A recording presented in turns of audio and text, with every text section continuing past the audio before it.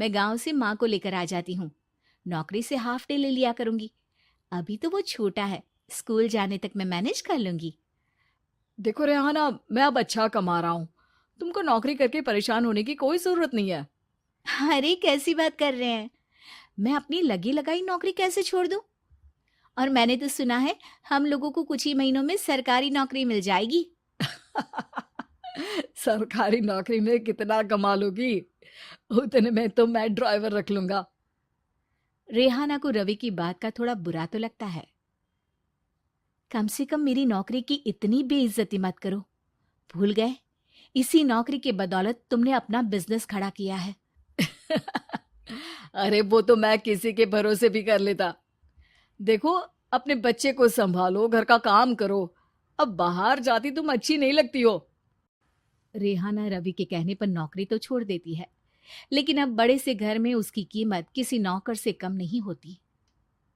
एक दिन रवि का दोस्त आता है। भाभी, हम लोग तो आपको तब से जानते हैं जब से आप लोग शादी होकर इस शहर में आए थे। आपकी बदौलत ही सारा बिजनेस खड़ा हुआ है। ये किस्मत तो आप ही की है भाभी। हाँ हाँ भाई, हमारी मेहनत तो कुछ है ही नहीं। अरे होगी, लेकिन भाभी की किस्मत के आगे कुछ नहीं। दोस्त वहां से चला जाता है, लेकिन रवि का गुस्सा सातवें आसमान में होता है। देखा कैसे बोल रहा था? अरे बिल्कुल अच्छा आदमी नहीं है ये। कैसी बात कर रहे हैं आप? प्रशांत भैया तो बहुत अच्छे इंसान है रवि। कैसे उन्होंने हमारे मुश्किल वक्त में हमारा साथ दिया था। अरे था पैसा तो साथ दिया, नहीं तो कौन पूछता है।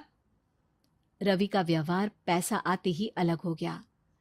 वो बंदे को बंदा नहीं समझता। घमंड से घिरे रवि ने तो एक दिन हद ही कर दी। रेहाना, मैं अब तुम्हारे साथ नहीं रह सकता हूँ। क्या? क्या बकवास कर रहे हो रवि? क्या कहना चाहते हो? और क्यों नहीं रह सकते तुम मेरे साथ? देखो, मुझे कोई और पसंद है और उसने साथ रहने पर बस यही शर्त रखी है कि मुझे तुम्हें तलाक देना होगा। रेहाना, जो कि एक स्वावलंबी महिला थी, उसने बिना देर किए रवि को कह दिया, कोई इश्यू नहीं, मुझे पैकिंग में 4 दिन का वक्त लगेगा, लेकिन तब तक मैं तुम्हारे साथ नहीं रहूंगी। 4 दिन के लिए तुम कहीं और शिफ्ट हो जाओ, मैं घर से निकलूंगी तो बता दूंगी। रवि घर छोड़कर चला जाता है।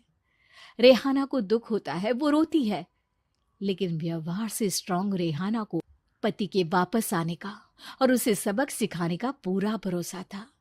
फिर एक दिन, अरे शुशिका, कब शादी करोगी तुम मुझसे? यार मैंने तो सोचा था तुम शादी से पहले मुझे विदेश लेकर जाओगे, महंगी कार दिलाओगे। अरे सब दिला दूंगा, लेकिन पहले मुझसे शादी तो कर लो। हाँ हाँ, क्यों नहीं। मैं कुछ दिनों के लिए अपने मम्मी पापा के पास जा रही हूँ और लोगों से अपनी शादी की बात करूंगी। अरे शुशिका, कैसे रहूंगा मैं तुम्हारे बिना? अब तो शादी ही होने वाली है हम लोगों की।